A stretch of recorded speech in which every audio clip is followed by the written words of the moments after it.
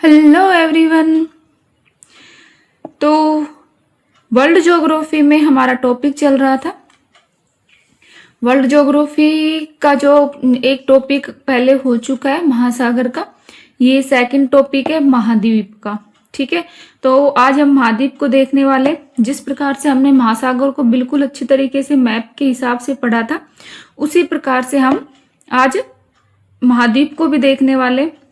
इस तरीके से जब हम मैप के द्वारा पढ़ेंगे, देखिए इस तरीके से जब मैप के द्वारा पढ़ेंगे तो हमें इस चीज़ का कन्फ्यूज़न नहीं रहेगा बिल्कुल भी कि हमने वो चीज़ एशिया महाद्वीप में पढ़ी थी, यूरोप में पढ़ी थी या अफ्रीका महाद्वीप में पढ़ी थी।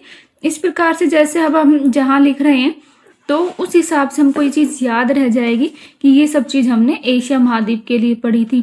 वैसे यदि हम थ्योरी के हिसाब से पढ़ते हैं कंटिन्यू कि पहले पूरे एशिया महाद्वीप को पढ़ लिया, फिर अफ्रीका को, फिर यूरोप को, तो उस तरीके से क्या होता है कि कंप्लीट जब टॉपिक हो जाता है तो बाद में हमें इस चीज़ का कन्फ्यूजन रहता है कि ये चीज़ हमने पढ़ी तो थी, लेकिन पढ़ी किस महाद्वीप में थी, वो चीज़ भूल जाते हैं हम।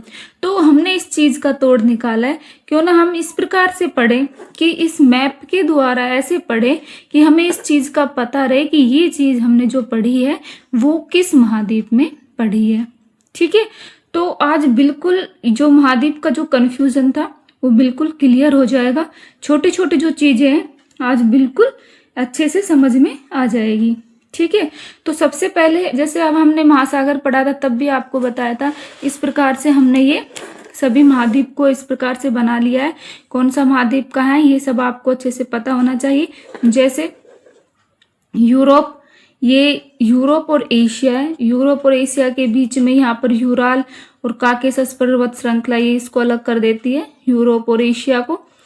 और यहाँ पर है नीचे अफ्रीका, यहाँ साइड में देखते हैं तो उत्तरी अमेरिका और दक्षिणी अमेरिका, और नीचे क्या है ऑस्ट्रेलिया और अंटार्कटिका देखने को मिलती है। अब इनमें हम एक एक चीज को अच्छे से क्लियर करके पढ़ने वाले हैं। ठीक है, तो सबसे पहले हम देखते हैं एशिया महाद्वीप का जो क्षेत्रफल होता है। यहाँ से प्रश्न आता है कि सबसे ज्यादा क्षेत्रफल किसका होता है, एशिया महाद्वीप का, और कितना होता है, लगभग 30% के बराबर होता है। कितना, 29.9%, लगभग 30% होता है एशिया महाद्वीप का। इसके बाद हम देखते हैं तो पता चलता है कि जो अफ्रीका महाद्वीप का है इससे थोड़ा कम होता है, अफ्रीका महाद्वीप का 20.2%। फिर हम बात करते हैं अफ्रीका महाद्वीप के बाद नंबर आता है उत्तरी अमेरिका का, और उत्तरी अमेरिका का होता है 16.5%। फिर होता है दक्षिणी अमेरिका 11.9%। फिर हम देखते हैं कि नीचे अंटार्कटिका महाद्वीप है जिसका क्षेत्रफल 9.3%, और इसके बाद फिर आता है यूरोप का नंबर 6.5%, और सबसे लास्ट में ऑस्ट्रेलिया का 5.4%। इस प्रकार से इनका क्रम भी याद रखना है आपको। कैसे याद रखना है, सबसे पहले एशिया, फिर अफ्रीका, फिर उत्तरी अमेरिका, दक्षिणी अमेरिका, और फिर सीधा नीचे आ जाना है अंटार्कटिका पर। ठीक है, फिर अंटार्कटिका पर आना है, और अंटार्कटिका के बाद फिर यूरोप का नंबर आएगा, और लास्ट में किसका है, ऑस्ट्रेलिया का। ठीक है, तो इस प्रकार से इनका जो क्षेत्रफल का क्रम है वो भी याद रखना है, और कितना क्षेत्रफल है ये भी एग्जाम में पूछा जाता है, तो इनका क्षेत्रफल कितना है ये भी याद रखना है। एशिया महाद्वीप का 29.9%, फिर अफ्रीका 20.2%, फिर उत्तरी अमेरिका 16.5%, फिर दक्षिणी अमेरिका 11.9%, फिर अंटार्कटिका 9.3%, फिर आता है यूरोप 6.5%, और सबसे लास्ट में आ जाता है ऑस्ट्रेलिया 5.4%। तो इस प्रकार से इनका क्रम भी अच्छे से याद रखना है। अब सबसे पहले हम एशिया महाद्वीप को पढ़ते हैं। एशिया महाद्वीप की क्या क्या विशेषताएं उनको देखते हैं। चलिए, तो एशिया महाद्वीप को देखने पर पता चलता है हमें कि इनका जो क्षेत्रफल होता है उसमें क्षेत्रफल के हिसाब से जो सबसे बड़ा देश होता है, मैक्सिमम जो क्षेत्रफल होता है वो रूस देश का होता है, और उसके बाद चीन का। यानी क्षेत्रफल के हिसाब से एशिया महाद्वीप का सबसे बड़ा देश होता है तो वो रूस है, और फिर क्या है, चीन। ठीक है, और सबसे छोटा देश की बात करें तो फिर वो क्या है, मालदीव। जनसंख्या की दृष्टि से बात करें तो जनसंख्या की दृष्टि से सबसे बड़ा देश भारत है। पहले चीन था, अब भारत हो गया है। सबसे बड़ा देश भारत है और फिर सबसे कम जो जनसंख्या देखने को मिलती है वो मालदीव में। उसके बाद देखते हैं कि जो एशिया महाद्वीप है उसमें एक निम्नतम जो बिंदु देखने को मिलता है वो होता है मृत सागर झील। और मृत सागर झील की जो गहराई ये जो है समुद्र तल से ये -418 मीटर, यानी समुद्र तल से 418 मीटर ये नीचे होता है। माइनस का मतलब है कि समुद्र तल से नीचे होता है और कितना, 418 मीटर नीचे होता है। ठीक है, तो मृत सागर जो झील है इसका निम्नतम बिंदु माना जाता है। और एशिया महाद्वीप का सबसे उच्चतम बिंदु, या हम बोल सकते हैं एशिया महाद्वीप में सबसे ऊंची जो चोटी देखने को मिलती है वो है माउंट एवरेस्ट। और इसकी लंबाई कितनी है, 88-48 मीटर। इंपॉर्टेंट है, याद रखना, 88-48 मीटर। तो हो गया, तो इसका निम्नतम बिंदु तो क्या हो गया, मृत सागर झील जो 418 मीटर समुद्र तल से नीचे है। वहीं इसका उच्चतम बिंदु या सर्वोच्च चोटी की बात करें तो माउंट एवरेस्ट जो 88-48 मीटर है। साथ ही हम देखने पर इसको पता चलता है कि जो एशिया महाद्वीप है उसमें शीतोष्ण कटिबंधीय घास के मैदान पाए जाते हैं और उन घास के मैदान को कहा जाता है स्टेपीज। ठीक है, एशिया महाद्वीप में जो घास के मैदान है वो क्या है, स्टेपीज। इसके बाद हम देखते हैं मरुस्थल। मरुस्थल से भी एग्जाम में सवाल बनते हैं कि कौन सा मरुस्थल किस महाद्वीप में देखने को मिलता है। जैसे वहां एग्जाम में पूछ लिया कि अरब का मरुस्थल किस महाद्वीप में है, तो अभी हमने देखो ये इस साइड में लिखा हुआ है तो आपकी चीज याद रह जाएगी। हमने ये जो इस साइड लिखा था वो एशिया महाद्वीप के लिए लिखा था, तो इस प्रकार से भी याद रह जाएगा कि हमने एशिया महाद्वीप के लिए पढ़ा था अरब का मरुस्थल। ठीक है, तो इस चीज में कंफ्यूजन नहीं रहेगा कि ये उत्तरी अमेरिका में है, पढ़ा था, अफ्रीका में पढ़ा था, यूरोप में पढ़ा था। ये अच्छे से याद रह जाएगा हमें कि ये हमने एशिया महाद्वीप के पास पढ़ा था। तो ये अरब का जो मरुस्थल है एशिया महाद्वीप में देखने को मिलता है। अरब का जो मरुस्थल है इसके दो भाग हमें देखने को मिलता है। इसके उत्तरी भाग में नेफद और दक्षिणी भाग को इसको रूबल खली के नाम से जानते हैं, नेफद और रूबल खली। दूसरा हम देखते हैं कि इसमें दस्त-ए-काबिर और दस्त-ए-लुत दो मरुस्थल और देखने को मिलता है जो कहाँ पर है, ईरान में। इसके साथ साथ आपको ये चीज भी याद रखनी पड़ेगी कि जो ईरान देश है वो एशिया महाद्वीप में पड़ता है। ठीक है, तो देश को लेकर भी सवाल पूछ सकते हैं कि ईरान देश किस में आता है, एशिया महाद्वीप में।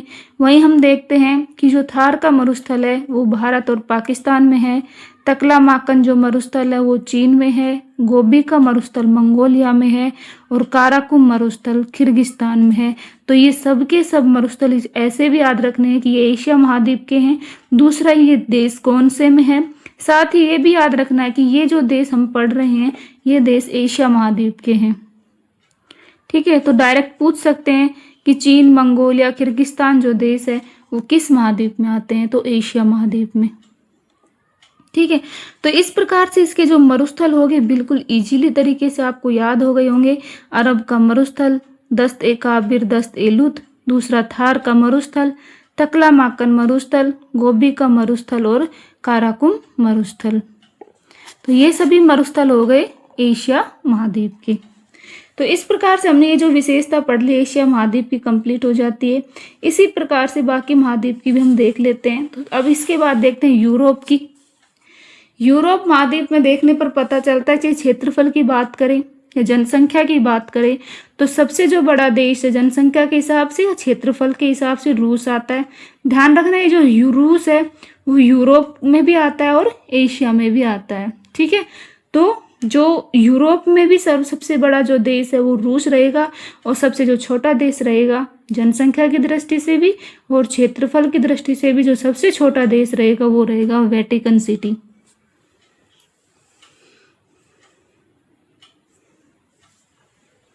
इसके बाद हम देखते हैं कि इसमें निम्नतम बिंदु कौन सा है, उच्चतम बिंदु कौन सा है।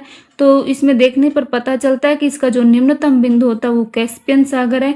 वहीं हमने एशिया महाद्वीप में मृत सागर झील पढ़ी थी और यूरोप महाद्वीप में हम क्या पढ़ रहे हैं, कैस्पियन सागर।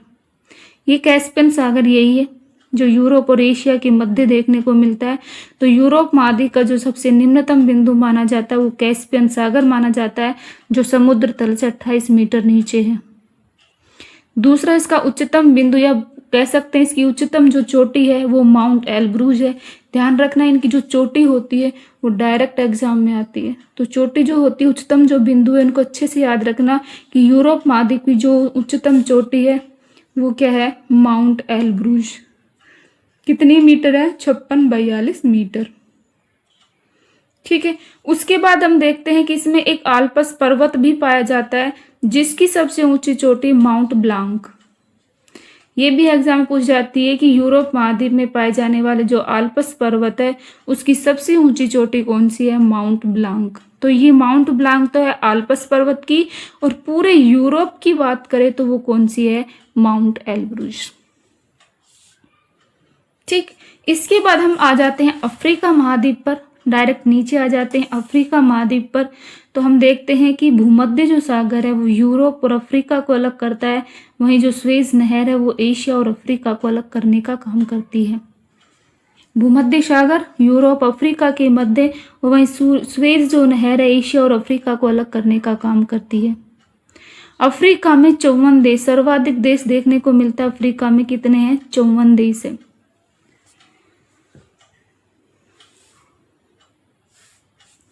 चलिए उसके बाद देखते हैं कि इनका क्षेत्रफल की दृष्टि से सबसे बड़ा देश कौन सा है, अल्जीरिया, और सबसे छोटा देश कौन सा है, सेशल्स। ये है सबसे बड़ा देश और ये कौन सा है, सबसे छोटा देश है। ठीक है, तो सबसे बड़ा देश तो है इसमें अल्जीरिया और सबसे छोटा है सेशल्स क्षेत्रफल की दृष्टि से।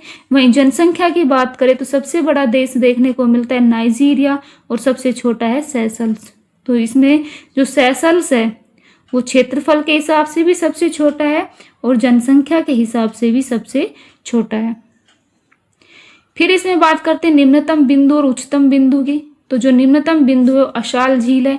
आपको याद हो गया होगा कि एशिया में हमने पढ़ी थी मृत सागर झील, यूरोप में हमने पढ़ा था कैस्पियन सागर, वहीं अफ्रीका में पढ़ रहे हैं अशाल झील जो 156 मीटर नीचे है, समुद्र तल से 156 मीटर नीचे है अशाल झील। ठीक है, हो गया याद। एशिया महाद्वीप में क्या पढ़ा था, मृत सागर झील, यूरोप में पढ़ा कैस्पियन सागर, वहीं अफ्रीका में हम क्या पढ़ रहे हैं, अशाल झील। उसके बाद इसका उच्चतम बिंदु देखते हैं क्या है, माउंट किलिमंजारो जो तंजानिया में पड़ता है। तंजानिया एक देश है, उसमें ये आती है माउंट किलिमंजारो चोटी। 58-95 मीटर है इसकी ऊंचाई, 98-95 मीटर है माउंट किलिमंजारो की। और ये जो अशाल झील पड़ी है ये है जिबूती देश में। तो अभी हमने इसकी पढ़ी माउंट किलिमंजारो, और हमने जो एशिया की पढ़ी थी वो क्या थी, माउंट एवरेस्ट, और यूरोप की क्या पढ़ी थी, माउंट एल्ब्रूज। ठीक है, तो ये चीज याद होगी।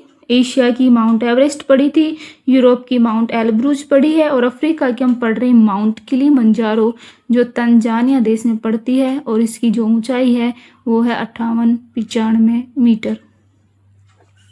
दूसरा हम इसमें देखते हैं कि अफ्रीका महाद्वीप में शीतोष्ण कटिबंधीय जो घास के मैदान पाए जाते हैं। जहां हमने शीतोष्ण कटिबंधीय घास के मैदान एशिया में पढ़े थे स्टेपीज, वहीं अब अफ्रीका में देखते हैं शीतोष्ण कटिबंधीय घास के मैदान को कहते हैं वेल्ड। और वहीं इसमें उष्ण कटिबंधीय घास के मैदान भी पाए जाते हैं जिसको कहते हैं सवाना।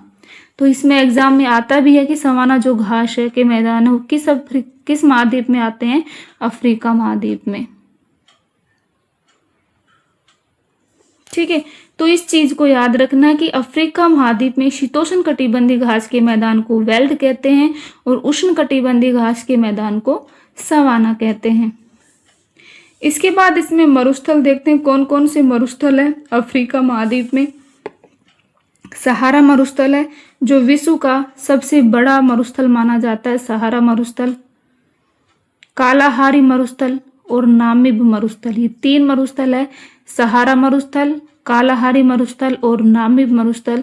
और जो कालाहारी मरुस्थल है उसमें एक जनजाति देखने को मिलती है और उस जनजाति का नाम है बुशमैन जनजाति। ठीक है। और अफ्रीका महाद्वीप का एक निम्नतम बिंदु होता है, जो उस निम्नतम बिंदु को कहते हैं उत्तमाशा अंतरीप। इसका जो नीचे का सबसे नीचे का जो भाग होता है, निम्नतम ये ऊंचाई के हिसाब से था, और ये है इसमें सबसे अफ्रीका महाद्वीप सबसे दक्षिणतम बिंदु जो है बोल सकते हैं इसको, जो इसका सबसे दक्षिणतम बिंदु है उसका नाम है उत्तमाशा अंतरीप। इसके दक्षिणतम बिंदु है उसको कहा जाता है उत्तमाशा अंतरीप। तो इस प्रकार से अफ्रीका महाद्वीप की जो सामान्य जो विशेषता थी वो हमने देख ली, ठीक है। इसके बाद हम देखते हैं उत्तरी अमेरिका।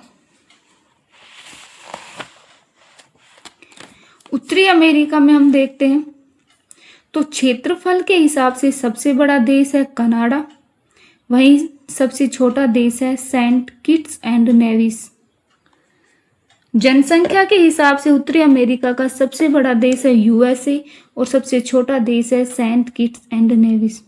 तो इस प्रकार से हम देखते हैं कि क्षेत्रफल और जनसंख्या के हिसाब से सबसे जो छोटा देश है वो है सेंट किट्स एंड नेविस, और क्षेत्रफल में सबसे बड़ा कनाडा और जनसंख्या में सबसे बड़ा यूएसए।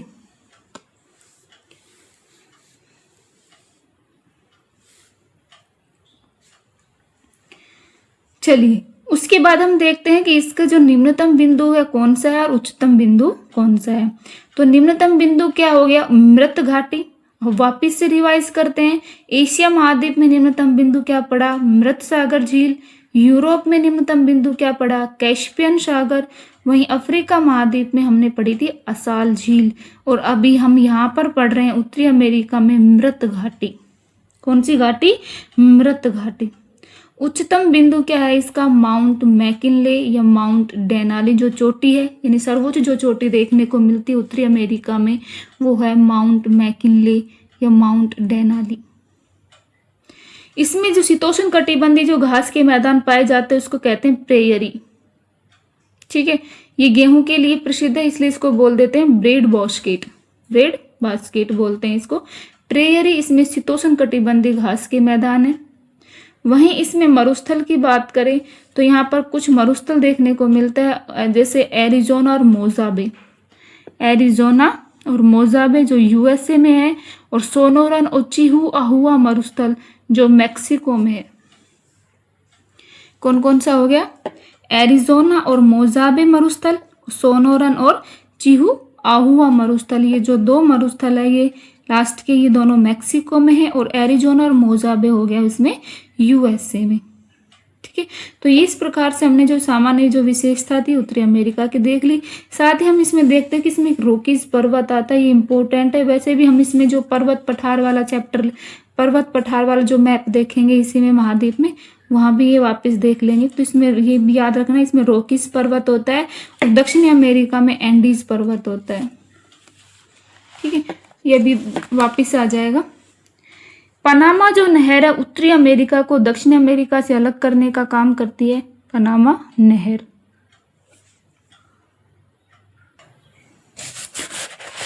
चलिए इसके बाद देखते हैं दक्षिणी अमेरिका की कुछ विशेषताएं। जैसे सबसे पहले हम देखते हैं क्षेत्रफल और जनसंख्या में सबसे बड़ा देश है इसमें ब्राजील, और सबसे छोटा है फ्रेंच गुयाना।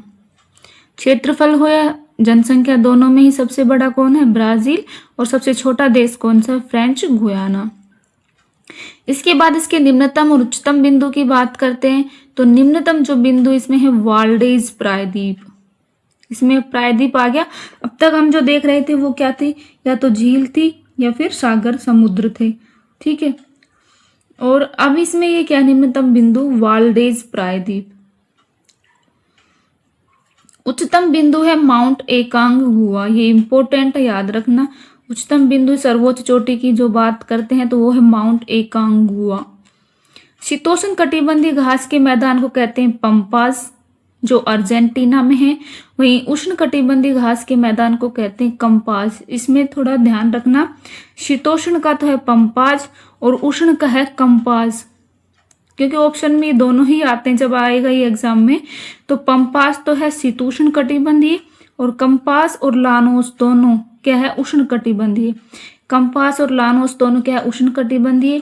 कंपास जो मैदान है वो ब्राजील में, और लानोस जो है वेनेजुएला में। इसके बाद हम देखते हैं कि इसी महाद्वीप में दक्षिणी अमेरिका में ही ग्रान चाको शिकार की भूमि देखने को मिलती है। कहाँ पर?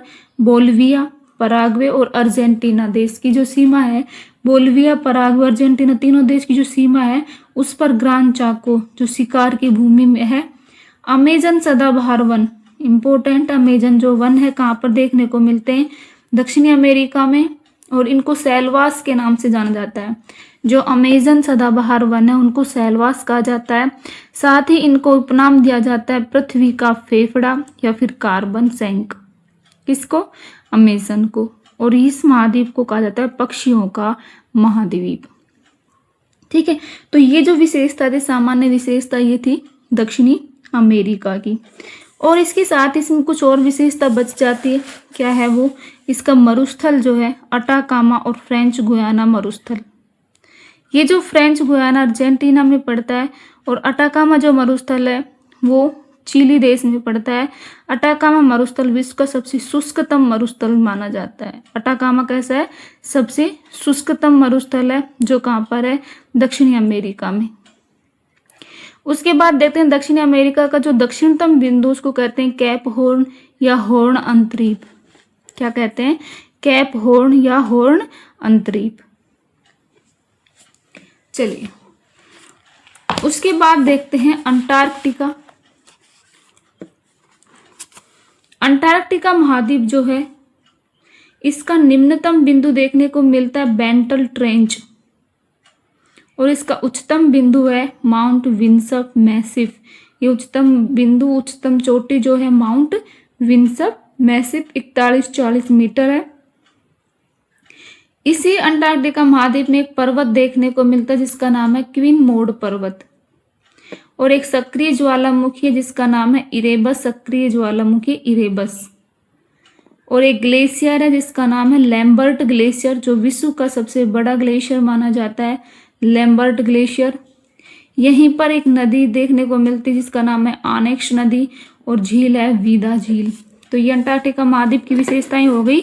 कौन सी? निम्नतम बिंदु होगा बेंटल ट्रेंच, उच्चतम बिंदु हो गया Mount Vinson Massif, Queen Maud पर्वत यहाँ देखने को मिलता है, इरेबस सक्रिय ज्वालामुखी है, लैम्बर्ट ग्लेशियर, आनेक्स नदी और वीदा झील अंटार्कटिका महाद्वीप की विशेषता है। साथ ही हम देखते हैं कि जो अंटार्कटिका महाद्वीप है बर्फ से ढका होने के कारण इसको कहते हैं श्वेत महाद्वीप।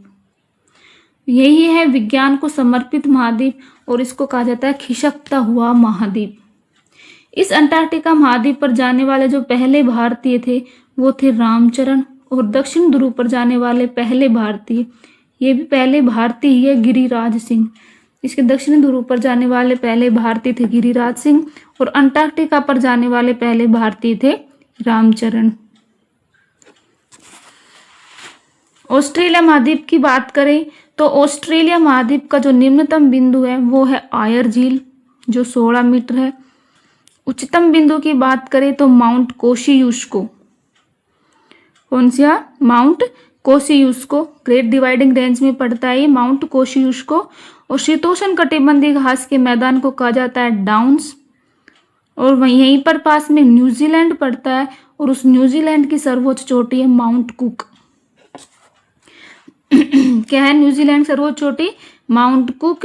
और ऑस्ट्रेलिया महाद्वीप में सोने की खान पाई जाती है जिसका नाम है कालगुरली और कुलगार्डी। कालगुरली और कुलगार्डी। अच्छा दोस्त, अब हम ये इस प्रकार से इनके ये महाद्वीप अपने कंप्लीट हो जाते हैं जितने भी सामान्य विशेषता थी। बाकी हम इसमें दूसरे पार्ट में हम इसका पर्वत पठार सब कुछ देख लेंगे। और अभी यहाँ देखिए कि हमने क्या देखा है कि इसमें जो उच्चतम बिंदु है एशिया का हमने पढ़ा माउंट एवरेस्ट, यूरोप का पढ़ा माउंट एलब्रूस, अफ्रीका का क्या पढ़ा माउंट किलिमंजारो, उत्तरी अमेरिका में क्या पढ़ा है माउंट मैकिनले या माउंट डेनाली, दक्षिण अमेरिका में पढ़ा है माउंट एकांगुआ। वहीं अंटार्कटिका में क्या पढ़ा है माउंट विंसप मैसिव, और ऑस्ट्रेलिया में पढ़ा है माउंट कोशियुस्को। तो ये जो उच्चतम जो चोटी है इनका याद रखना कि किस महाद्वीप की है। ठीक है, इसी के साथ इसमें अंतर करके आप पढ़ सकते हैं कि इनका निम्नतम बिंदु कौन सा है। एशिया महाद्वीप का मृत सागर झील, यूरोप का कैस्पियन सागर, अफ्रीका का निम्नतम बिंदु हो गया असाल झील, उत्तरी अमेरिका का निम्नतम बिंदु हो गया मृत घाटी, दक्षिणी अमेरिका का हो गया वाल्डेज प्रायद्वीप। वहीं ऑस्ट्रेलिया महाद्वीप का जो निम्नतम बिंदु है वो है आयर झील, और अंटार्कटिका का सबसे निम्नतम बिंदु है बेंटल ट्रेंच। ठीक है, तो इस प्रकार से आप इनमें अंतर करके भी अच्छे से इनको याद कर सकते हैं। इसमें मैप से बनाने का यही फायदा है कि हम इस चीज में कंफ्यूजन नहीं रहते फिर कि ये किस महाद्वीप में हमने पढ़ा था।